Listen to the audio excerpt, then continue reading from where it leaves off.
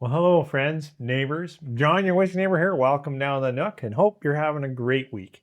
Today, I thought, you know what? I'm going to shoot some rye with you guys. And these ryes are available across the country and are actually pretty affordable. They're off the floor at 45%.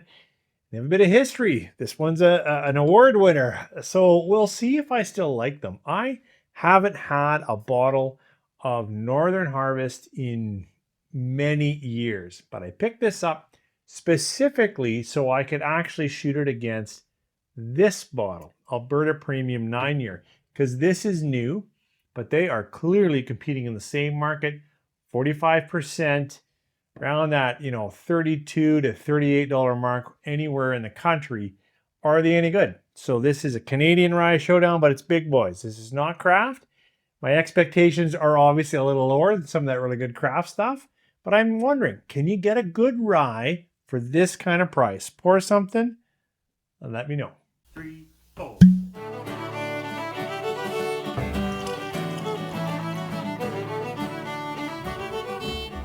Still playing with some new tech here. Hopefully it comes off kind of okay.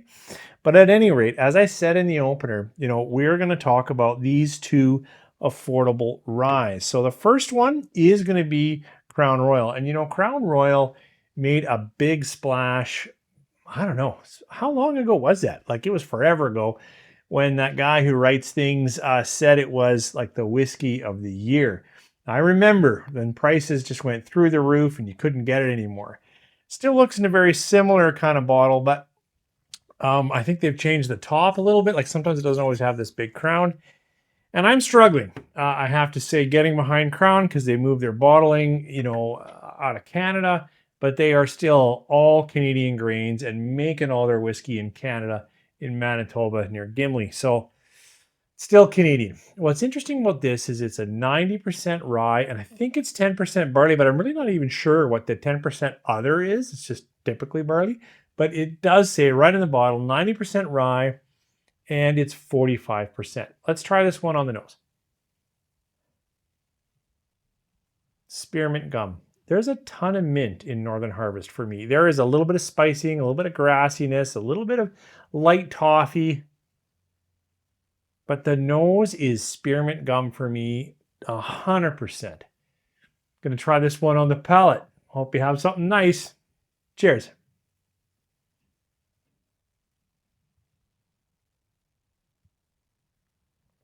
So some of that continues. There is a mintiness, there is a sweetness, but it's drying. And now there's a little bit of apple, a little bit of spicing, just a little bit of cracked pepper, but not an overwhelming. For 45%, it's not actually burning me out that I expected a little bit of that rye hug. It's drying like a rye. I like that palate drying effect. It is high sweetness, high sugars, all the mint, and then it gets into a little bit oak, a little bit darker flavors. Gonna try another quick sip. Cheers.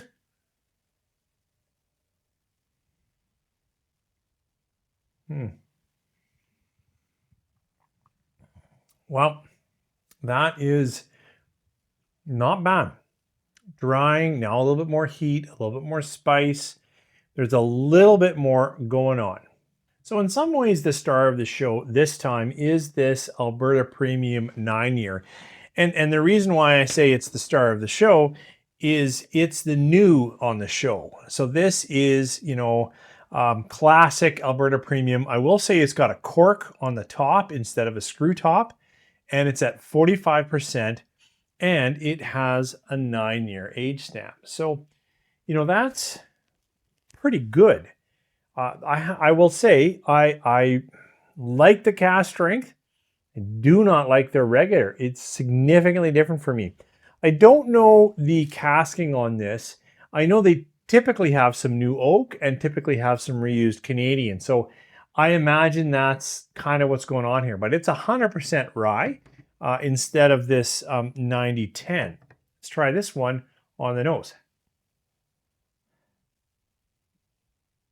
Ooh, it is baked cinnamon apple crumble. I like that, but it's really sweet. It's had a bit of my wife's Coke Zero today, and it's a little bit Coke Zero sweetness, that really sweet. A little artificial cola. Oh, coming back, this nose improved. Coming back, it's like I've got echoes of that caramel sweetness and whatnot.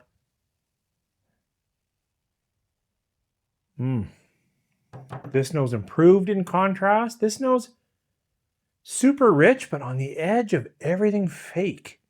Let's try this one on the palate. Cheers.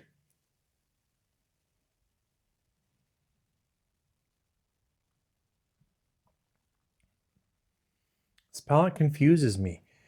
I'm getting some of that sweetness, that roundness, that apple, that caramel. Getting a lot of something else artificial, little artificial gum, little Diet Coke, that kind of thing. Try another sip. Cheers.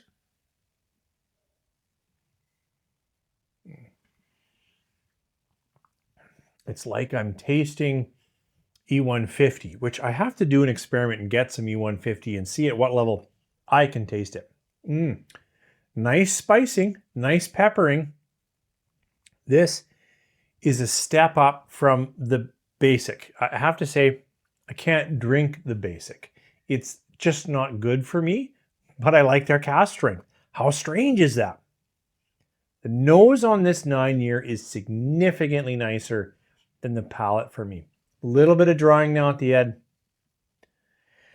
I'm pretty sure that extra sweetness, that feels like somebody put corn syrup in there, right? Like that kind of thing, like dump some Rogers corn syrup in there, it's just really in my mouth, and it's struggling. It gets in the way of appreciating this rye.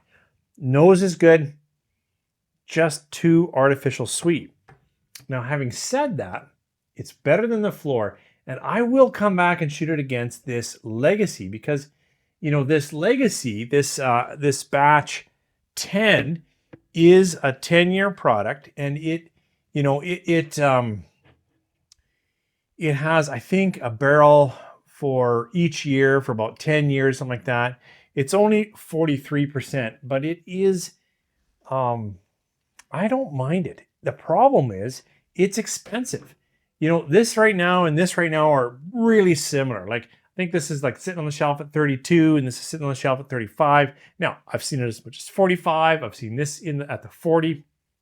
Actually, I happened to get this one at $23, so that was a pretty good deal, which is actually why I sprung for it. I've been waiting for it to go on sale. Anyways, that aside, these are less than this. So when I do this comparison, I better like this one better. Right now, I'm not really liking this. And right now, this is better in contrast. Like when I have it compared to these two, I like this one better. But someone recently commented that some people say it tastes a bit like toothpaste.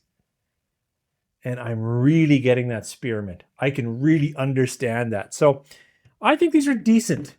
They're affordable. They're 45%. They do have a lot of rye in the conversation. I'm not saying no to either of them. Struggling to like this one.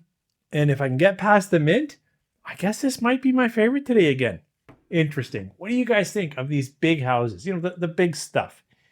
Are they still worth buying? Are they good in old fashions? That's where I'm probably going next with them. Thanks for joining me. You guys have a good week.